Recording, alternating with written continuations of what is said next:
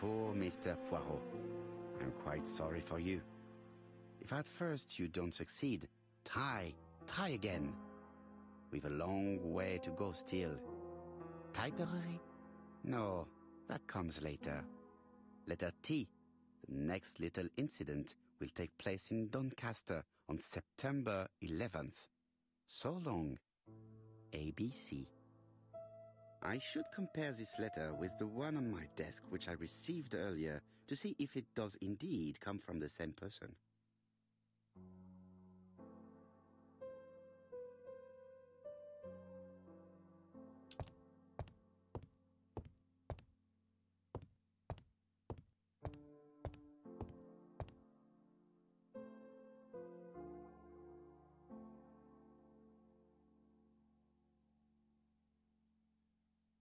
Kirsten Devon.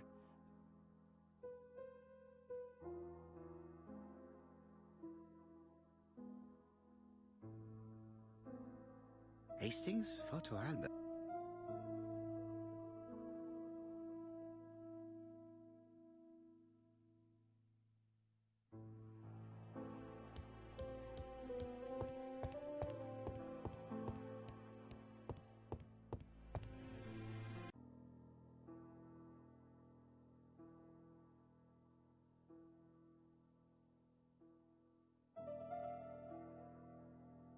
Let us examine this. Certain characters in the... Yes, the A appears to be quite unusual. Right, let us compare this with the other. That's right, the A character. I have to find some...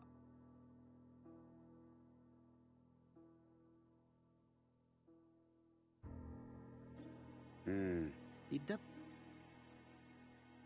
Right, let us...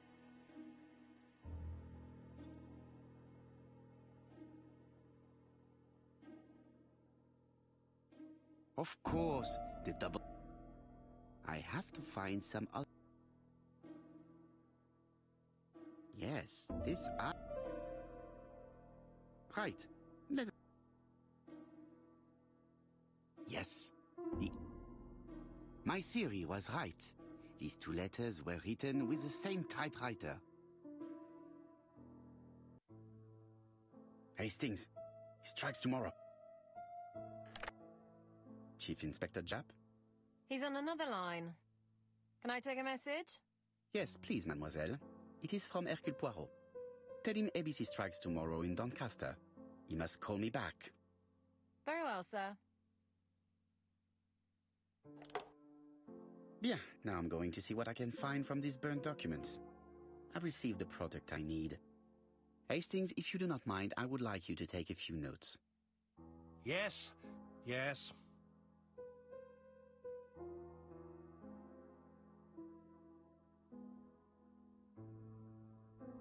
I've finished with...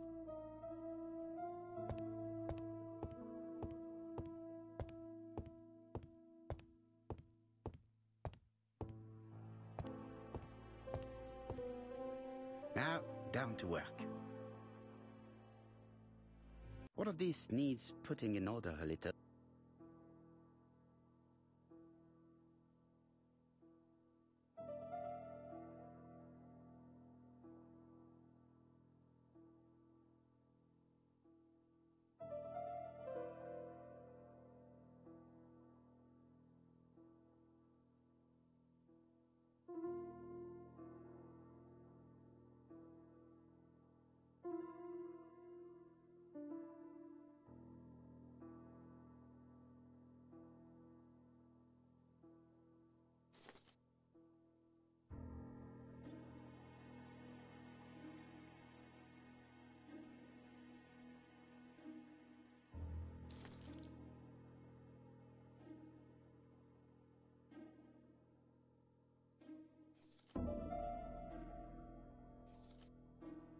This page is finished.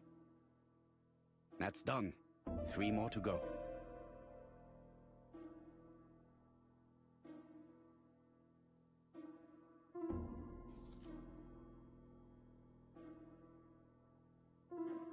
This piece should be placed here.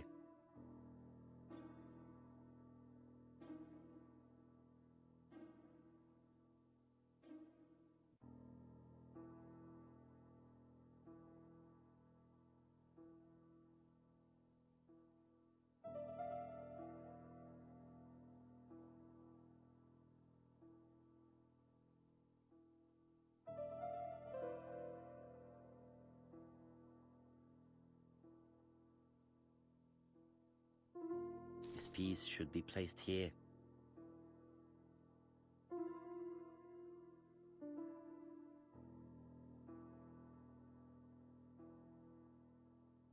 This page is child's play.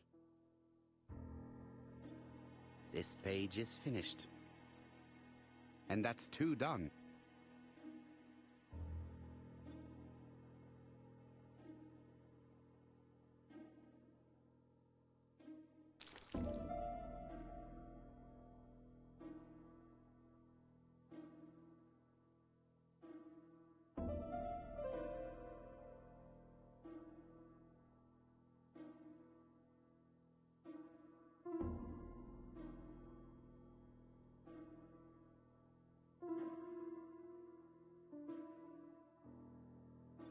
This piece should be placed here. It's so simple. This does not look too difficult. This page is finished. Only one more.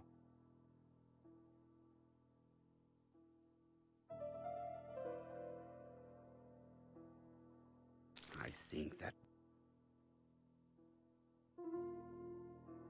it's so simple. This does not look too difficult.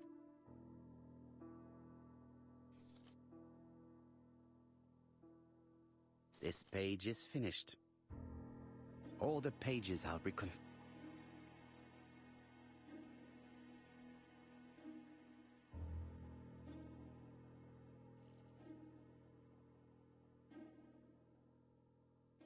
The cloth is now soaked with solvent.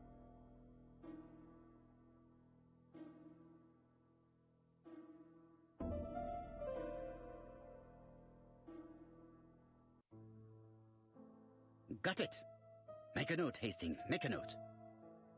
Mrs. Alice Asher, shop owner in Andover. Tracheitis, hemoptysis, prescribed laudanum. I got it. Look. Poirot, where on earth did you find these files? On a fire at the bottom of the garden at Campside.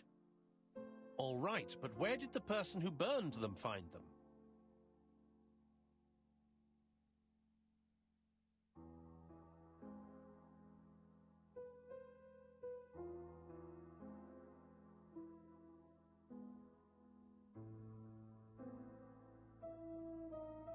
Alice Asher, shopkeeper in Andover.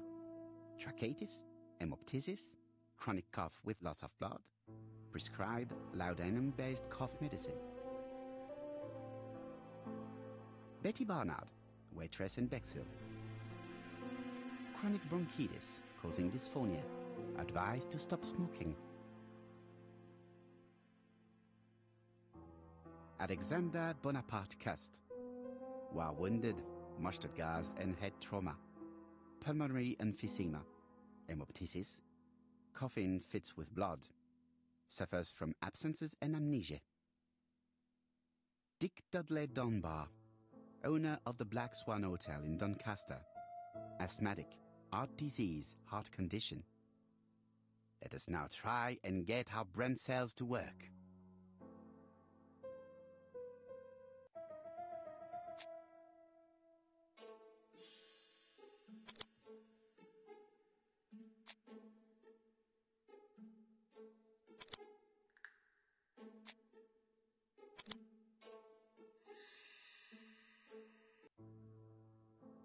The burned documents are medical records, and without a doubt they come from Clark's archives.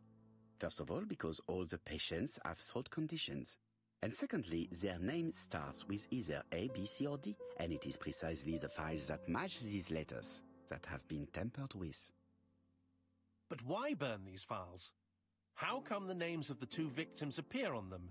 And who are the two other patients? These are very good questions.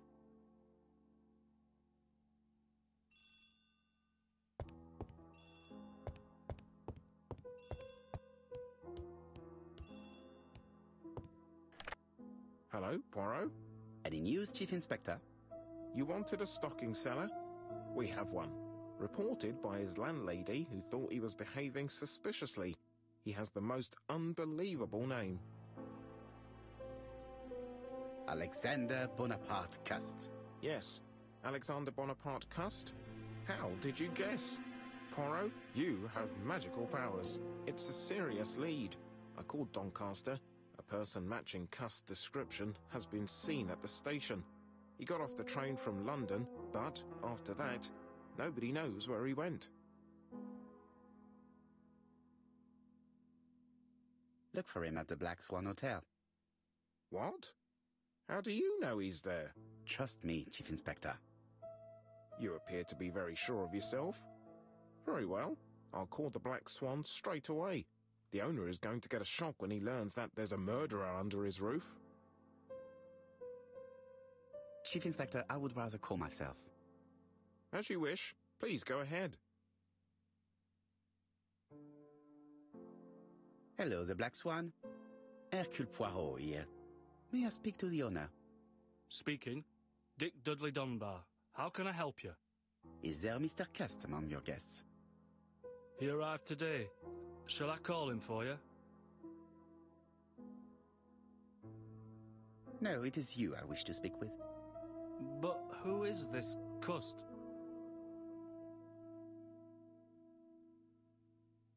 A crook. A crook? He seems such a decent chap. Do you think that Cust might be dangerous? Oh, I do hope you're wrong. He seems so harmless, you know. Oh, yes, completely harmless. We must not overestimate the danger. After all, we are not absolutely sure he is guilty. What should I do? Watch him. If he leaves the hotel, watch where he is heading. I'll call the police in Doncaster immediately. When they arrive, keep out of the way. Oh, indeed. I shall keep out of the way. I have a bad heart, you see, and a big shot could kill me. Thank you for having warned me. Hello, Poirot. We have some good news. The police in Doncaster have caught our man at the Black Swan Hotel. They're sending him here by train. While we're waiting to question Cust, we could search his room in London. Where does he live? The Marbury Guest House. I'll see you there. Yes, but start without me. First of all, I have to sort out a few details for Cust's transfer. I understand. À bientôt. Hastings, we are making good progress. Please go and search the room of our #1 suspect. With pleasure. I did have a dentist appointment, but I'll cancel. The dentist. So that is why you were so nervous and bad-tempered. A visit to the dentist is never an enjoyable prospect. But an unavoidable one. Go to your appointment, Hastings. I will manage on my own.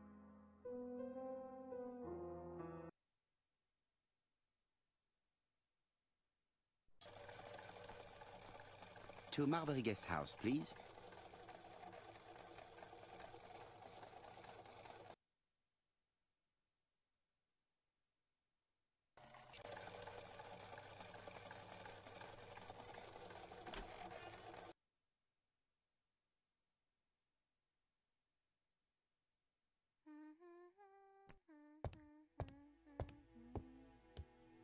How do you do? You must be Mr. Hercule Poirot. Chief Inspector Jupp told me that you might be coming. Madame, you may be of valuable help to me. It would be my pleasure to help you. Will there be some journalists there as well? I think you might even be interviewed. You are key witness. I've suspected him for some time, but he appeared so harmless. Oh yes, sometimes he got angry and waved his arms about. But even then, he wasn't frightening. And And he was as gentle as a lamb again immediately afterwards. It was only this morning that I understood. He told me he was going to Cheltenham, but my daughter saw him at Euston Station. It's not the right station.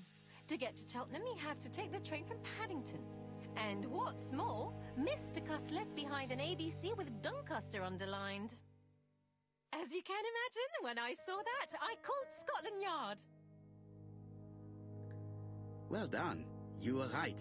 He did go to Doncaster. So I was right to warn the police. Tell me, did you have any other reason to suspect Mr. Cust? Well, he's odd. Sometimes he coughs really loudly and complains that his throat is burning, and sometimes he talks to himself and stares into space. He told me that it was because of a wound he got in the war. His head hasn't been quite right since, he said. And then he was in Churston when that millionaire got murdered. I found his train ticket when I washed his coat. He didn't want me to wash his shirt. He washed it himself. But I did see big brown stains on it. Do you think it was blood? Well, when I saw them, I thought, look, he spilled his wine or his soup all over himself. But now that I think about it, well, they did look like blood. Cust used to travel for his work. Is that correct? Oh, it wasn't for pleasure. He was always on well-on trains. But he had to sell his stockings around England. I have to respect my engagements, he used to say. Do you know where Cust was at the time of the murder in Andover and Bexhill? On June the 21st and July the 25th? No, I don't know. That was a while ago, you know. But surely you keep a register. It won't do you much good. Mr. Cuss rents his room for the year. If he goes away for a few days, I have no reason to make a note of it. I remember one thing. Bexhill's by the sea, right? Indeed, it is a large seaside resort. Well, as it happens, at the start of July, Mr. Cust asked me to repair his bathing dress. Suspicious, huh? Very interesting. Please continue. I also forgot to say that he started buying newspapers that talked about the case. When did he start buying the newspapers? Let's see. I think it was just after the millionaire's murder in Churston. He didn't seem all that interested before that. That will be all for now. I'm going to take a look at his room. Take the key on the counter.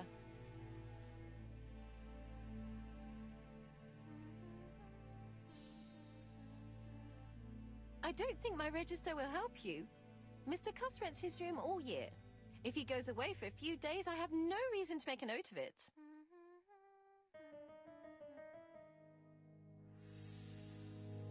The truth is becoming apparent, and I have something to say to Mrs. Marbury.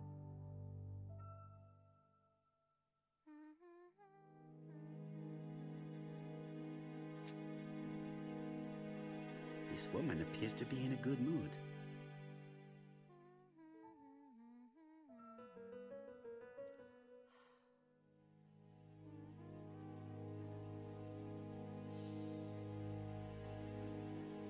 Mrs. Marbury is in a good mood. She's working very precisely in producing incredibly thin peel.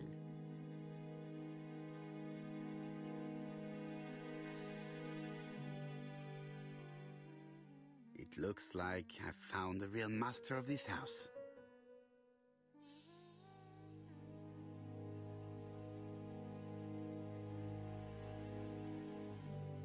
There is no need to worry about the household cat. I'm sure that Mrs. Marbury lets it do what it pleases.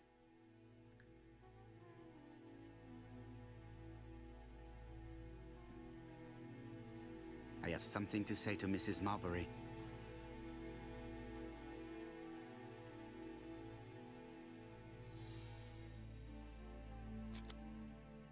Mrs. Marbury, if I am to believe the register, you rented room 306 to a certain Mr. Fishman on the day of the Bexhill murder? Room 306 is Cust's room. Can you explain yourself? Yes, I remember. Just for one night as a favor. Mr. Cust was away, all my other rooms were taken, and poor Mr. Fishman had nowhere to go. It doesn't matter. provided that you remembered to change the sheets. Oh, do you think so?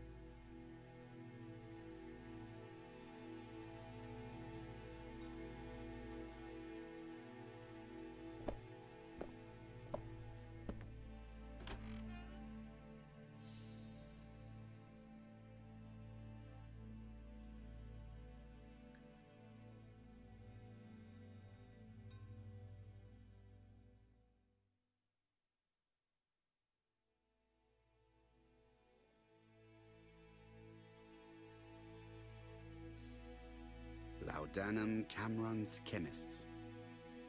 Laudanum, a medicine for coughs. It is what Dr. Clark prescribed for Mrs. Asher. This subject would probably be useful to me.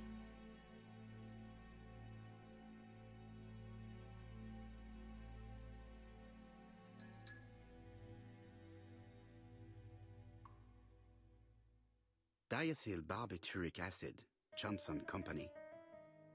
I know this medicine. It is a powerful sedative. This subject would probably be useful to me.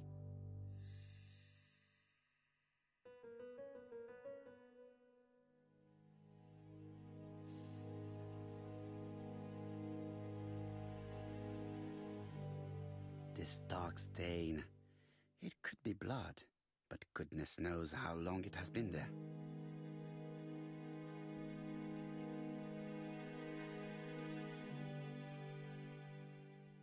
How awful.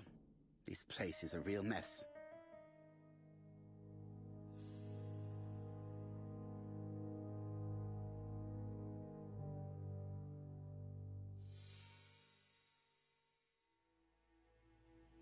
The least we can say is that Mr. Cust is not very concerned about order and balance.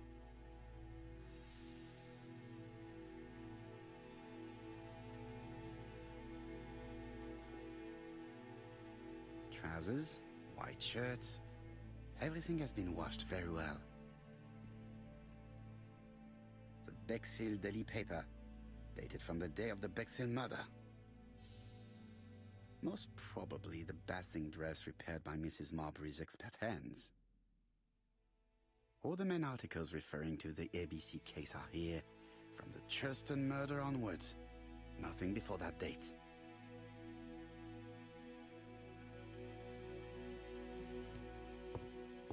War of 1914-1918. By the King's order, the name of Corporal A.B. Cust, Devonshire Regiment, was published on the London Gazette on May the 10th, 1918, as mentioned in a dispatch for gallant and distinguished service. An army dispatch, wounded on the Somme front, victim of a gas attack. Corporal Cust greatly deserves his distinction.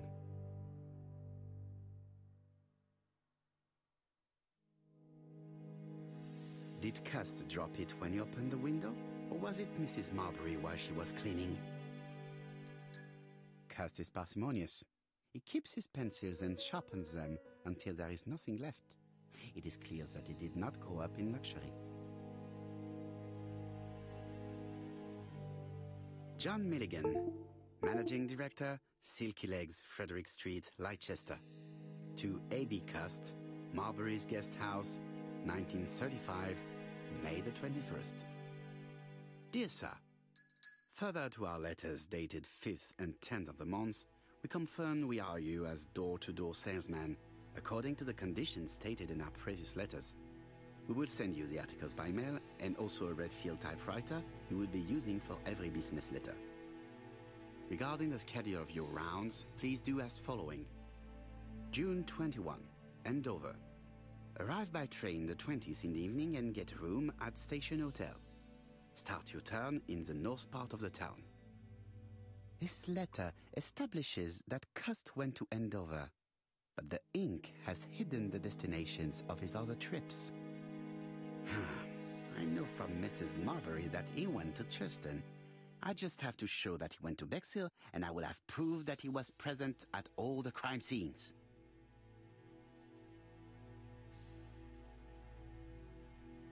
It's an ABC.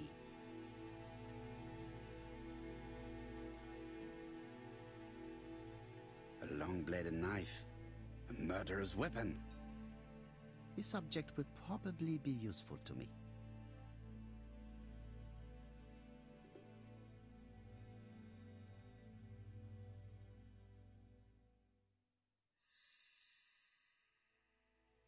The least we can say that Mr. Cust is not very concerned about order and balance.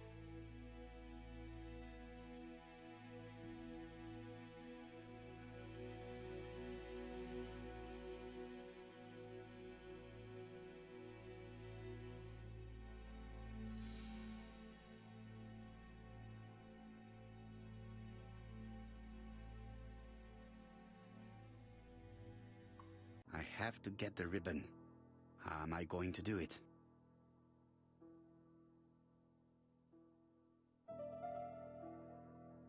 The ribbon is jammed.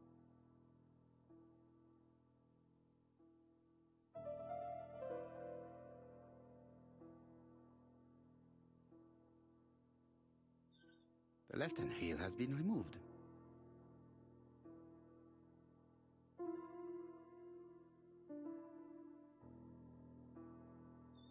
The right-hand heel has been removed.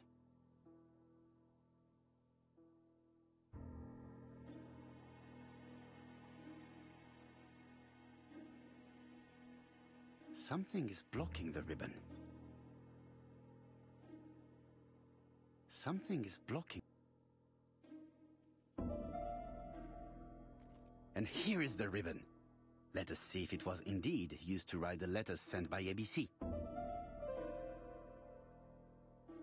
I only need the ink ribbon for my inquiry. I will let Jack clean the keyboard if he wishes. All the letters announcing the murders were written on Cust's typewriter.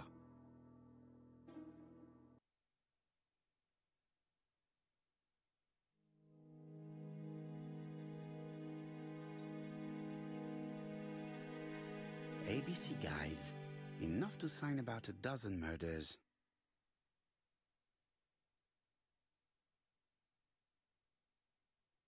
It's closed.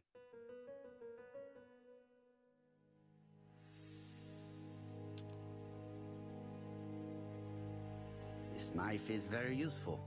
Who knows? Maybe it never cut anything other than string. Stockings.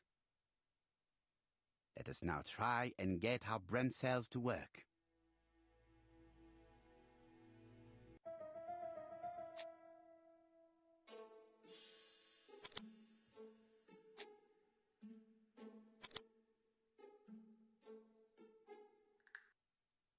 The register shows that Cust did not sleep at the guest house on the day of the murder. Where was he? Bexhill. The Bexhill paper reveals it. Cust bought this newspaper in Bexhill on July the 25th. No use continuing the inspection of this room. I've seen all there is to see.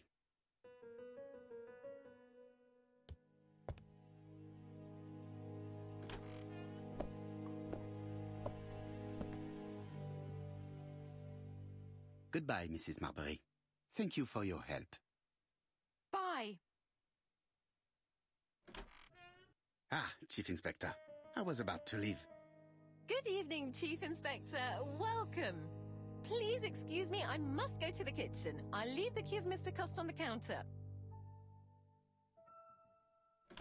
I'm sorry I'm late. I've spent ages with the Doncaster police. And you? I have established one fact. On 3 occasions, Cust was at the scene on the day of the crimes.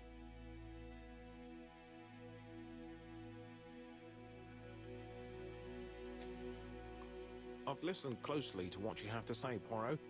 For me, there's no doubt Cust is guilty. Do you have any element that might prove the contrary? That is what we're going to look for. Let us now try and get our brain cells to work.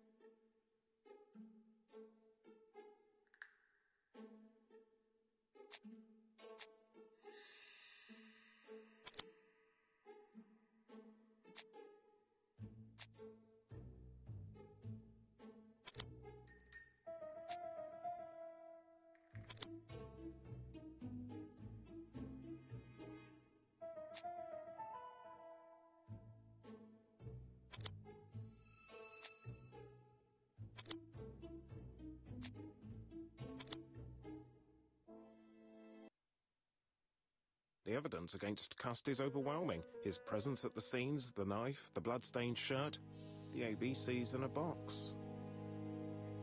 C'est vrai. However, the blood Mrs. Marbury saw on Cust's shirt may have been his own. According to his medical records, he suffers from hemoptysis. The murderer cut Sir Carmichael's throat from behind, and the blood spurted outwards. You would expect the murderer's shirt to be stained on the sleeves, not on the buttonholes, yet we see quite the opposite. You would expect the murderer to keep the newspaper articles about his crimes. But Cust's collection starts in Shuston, as if it discovered the case rather late. I agree it's troubling, but it doesn't change my mind. There's small details that we should be able to clear up by questioning Cust. When can we talk to him? Doncaster is sending him to us on the first train. Are they questioning him already? He says he can't remember a thing. It's plausible. Doctors say he suffers from absences and amnesia. Mrs. Marbury has confirmed this. He may have done the murders in an altered state. A familiar situation. It's not enough to clear his name. Dr. Thompson insisted that even if you don't know what you're doing, you never commit a murder without wanting to. Très intéressant. I shall remember that. Right. I'll go and examine the suspect's room. Chief Inspector, I took the liberty of removing a few clues to examinatum. All right, we'll discuss them tomorrow. In the meantime, I'm going to see if you've missed something.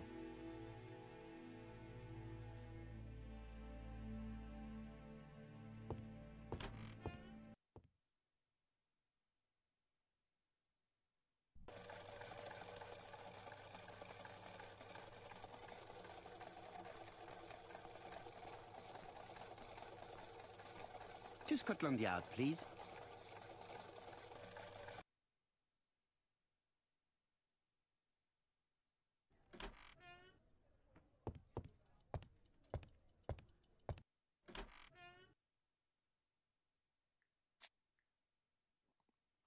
This man is not in good shape.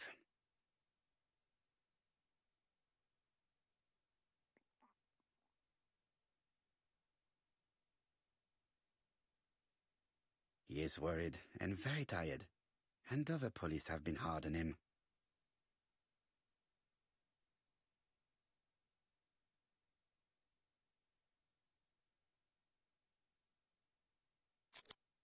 What do you want from me?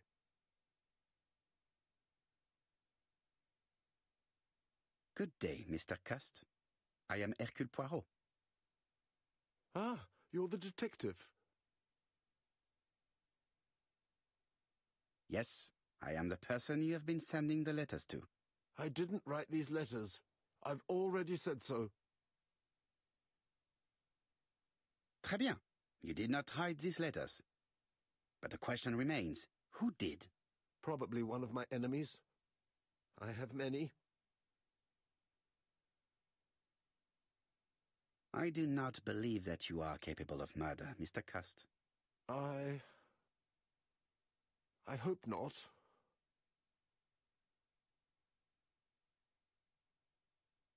You suffered during the war. It's true. I was wounded. I suffered. But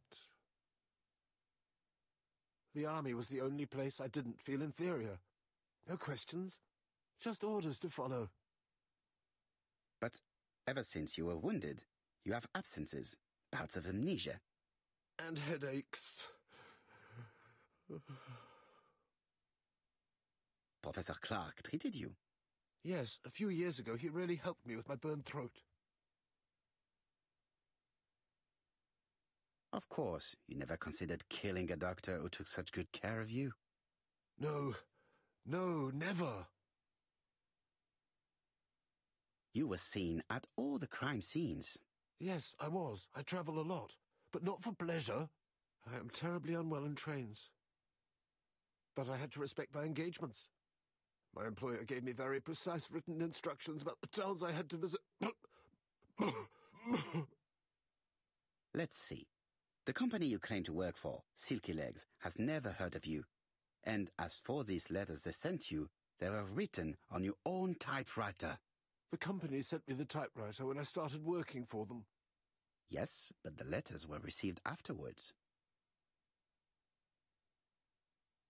So it would appear that you typed them before sending them to yourself. I don't remember. Good God!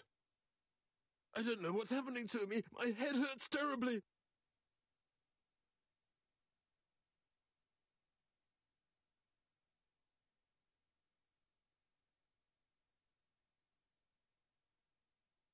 He is in no state to reply.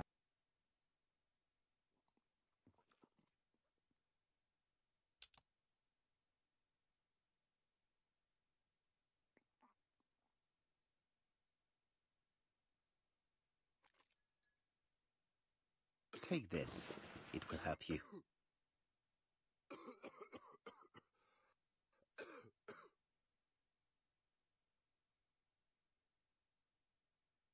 Oh, I think I'll be fine.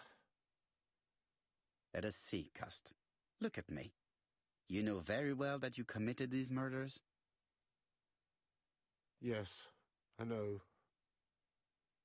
But I'm not wrong in saying that you do not know why you committed them.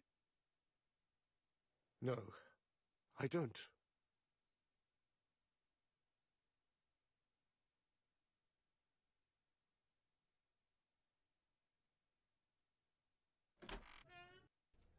And what conclusions have you drawn? Plenty. It might help us to understand him a little better.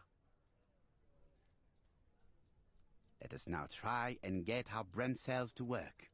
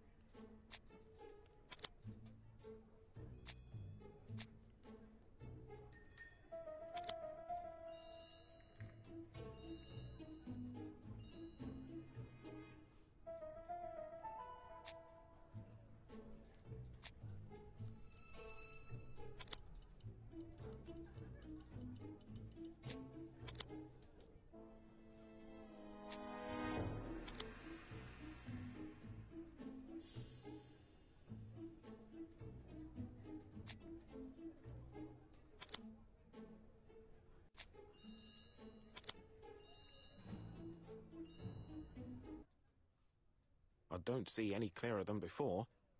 This is worse. There is one point to highlight. C'est curieux. Cust admits that he killed, but he does not know why. What did Dr. Thompson say? Even if Cust killed while in an altered state, it still must have been his deepest desire. He must have had a motive. Let's keep it simple. Never mind his motive. He confessed. But you see, he can confess to anything and everything. He denied the murders and then he confessed to them. He confirmed that he never typed the letters. Then, with great ease, I managed to get him say quite the opposite. Come on, he behaved like a guilty man. He lied to his landlady. Because deep down he believes himself guilty. From the papers, he noticed that he had always been at the scene of the crimes. He must think that he killed and then simply forgot what he had done. How can you be so sure? Let us look at his psychological profile. You will understand my point of view. Let us now try and get our brain cells to work.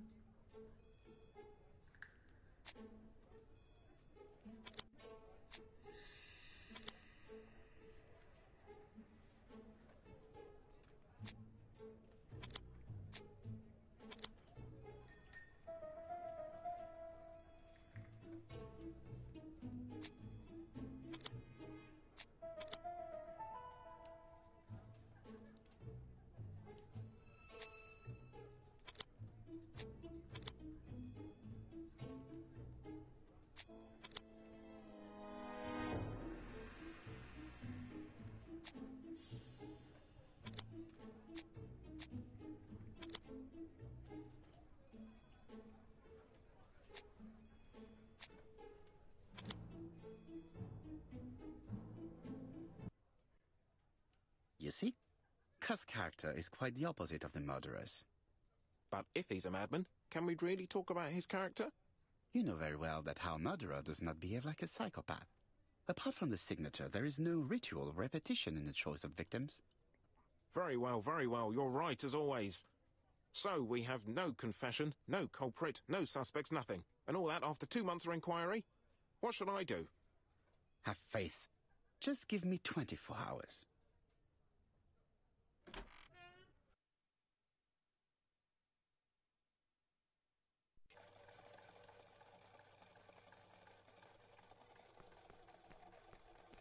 To White Haven, please.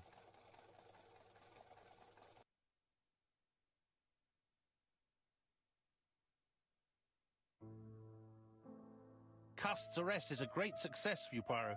It's all clear now, except maybe 1 or 2 details. Details. Ah, mon ami. The devil is in the detail, as we say. Excuse me? Patience, Hastings. Everything will be clear once our guests arrive. Best be prepared. Slip a revolver into your pocket before they do.